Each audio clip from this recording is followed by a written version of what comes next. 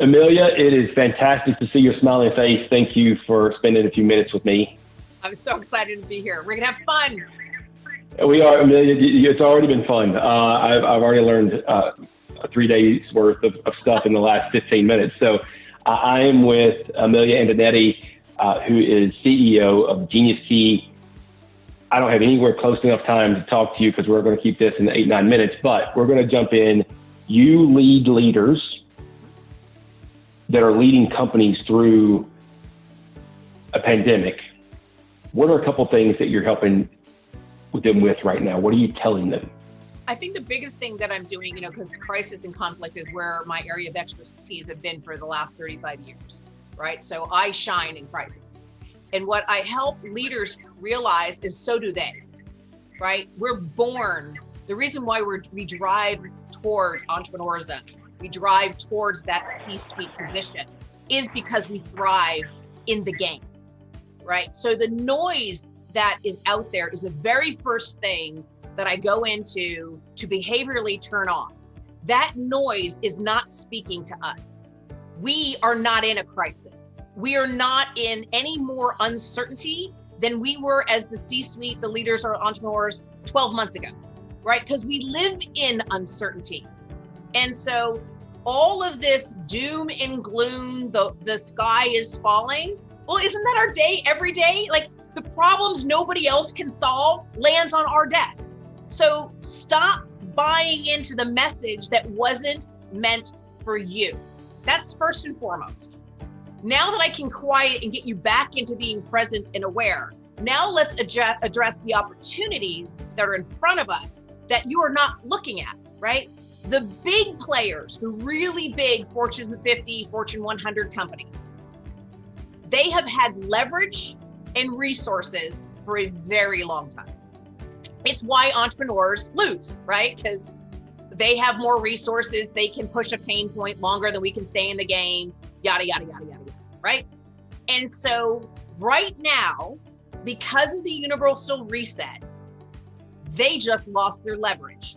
They just lost their resources. It is a perfect time from anybody from a startup to a mid-sized business because the game has been leveled. Now, not forever, because those companies are going to figure it out and that big gorilla is going to pivot, but it's going to take them time. And time is where we shine, right? First to market. So it's getting your head back on straight. It's utilizing your network to say, listen, we're in this boat. We may be in different industries, right? But the goal for us is the same. And we have the ability to collaborate, put our egos down and collaborate to say, listen, I'm paddling in that direction. You're paddling in that direction. What is the commonality between what you want and what I want so that I can help you with your agenda? You can help me with my agenda. We can both survive this, protect our people, serve better. Because I'll tell you, the big boys, yeah, they ain't sitting up at the table together, right? And so your network is your bounce factor, right? People use their network as a sales tool. And I'm like, boy, you are really short-sighted, aren't you? Because your network is what allows you to bounce, to call people colleagues that help you be the best you and you help them, right? That's why we're in a network together. Show me something, bring me your genius, the things I can't see. How do you add that on my side? And how am I going to add it on your side? And how do we both swim together? That's the value of the network. That's why we have the diversity in our network, different skill sets, right? We don't all want to work so closely together, right? We'd probably kill each other, but we can definitely align as two parallel lines going in the same direction. Big companies really don't have that ability. You're not going to see Procter and Gamble slide up next to Clorox and decide, right? That doesn't happen. But for us, it does. And we've gotten a little spoiled and let our egos go way too far out over the last several years, thinking that we're all that in a bag of chips. And what we've learned from the universal reset is we need each other. Humans, from a very fundamental level, need to be seen, heard, validated, recognized, and rewarded in our own individual language. We need that. And so this is just an opportunity for us to reach out to new and old colleagues to say, hey, listen, I know you're paddling your ass off right now, and so am I. How can I serve you? And here's where I think you can serve me. And I can take my investment dollar and scale it on my company and your company and vice versa, so that you get $1 to act as the power of 3. That's my 2 cents. You know, you're a behavioral expert. You're watching me squirm in my seat. You're fantastic. You know, and it's what entrepreneurs need to hear. You need to kind of be smacked in the face on occasion, going, "What are you thinking?" I also told you that before we got on the call that I didn't think you might be able to say your name in under 8 minutes because of just how much knowledge you have in your head. It's a beauiful thing. Everybody wants to hear this. I've had people call me that I haven't talked to in 20 years, right? People that, you know, just not that anything ever happened, right? You're just very, very busy. It's an opportunity for you to pick up those resources going, hey, I don't know if you realize how important you are in my life, but I really respect you. And now I want you to noodle with me for a second. You have the opportunity to reach out, even make mistakes and ask for forgiveness now more than ever before, because we're all trying, right? And so let's use it as an opportunity, right? Maybe 3 years ago, you couldn't have done that because you're like, yeah, man, I didn't maintain that relationship. I'm look like a fool if I reach out. Now you can reach out to anybody. Amelia, as we finish up, right? And again, we talked about you're going to come back and we're going to do this some more, and because what you're saying is needing to be heard by so many people. But as you look at 2021, what are a couple things that you're telling CEOs to make sure as they plan into a year maybe differently than they ever have? I think what's going to be really critical here now for success, and one of the hardest skills for us, right, is the bright, shiny thing.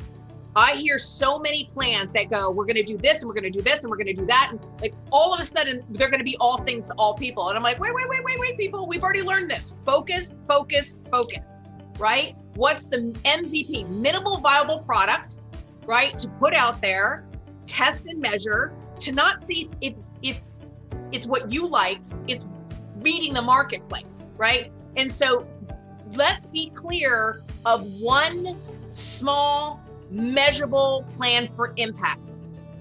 Not trying to, because now everybody's got all these conversations going on saying I should do this and I should do this, right? I always say, don't should all over me.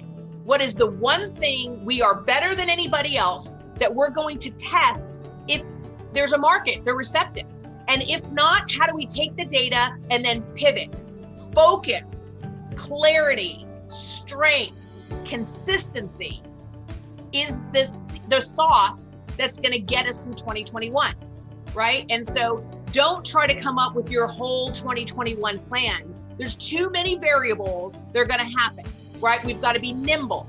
And so it's like, okay, what did I learn most from 2020 about me? What did I learn most about my people?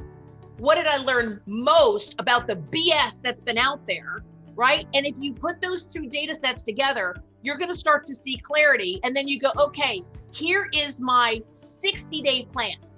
And I'm going to measure, because a lot is changing so quickly. And then pivot again. Be honest with your people to say, listen, normally we have this big grandiose year plan. We're not going to do that. We're going to take small bites of this elephant. We're going to stick together. We're going to share information. I want all ideas. And then we're going to say, this is the one thing we're going to try to do. I think that is more important going into 2021 than ever before. As I said before, from your lips to God's ears, that's a beautiful thing. We're going to finish there. I know you said you're going to promise me you're going to come back and we're going to talk a little bit more. I'll put your site in the video so that people know how to get a hold of you, because, as I said, lots of people are needing to hear it. Happy holidays to you and your family. Can't wait to talk again. Absolutely. The dance has just started between the two of us. Hang on tight. Coming soon. That's beautiful. All right. See you soon. Thank you very much, my friend.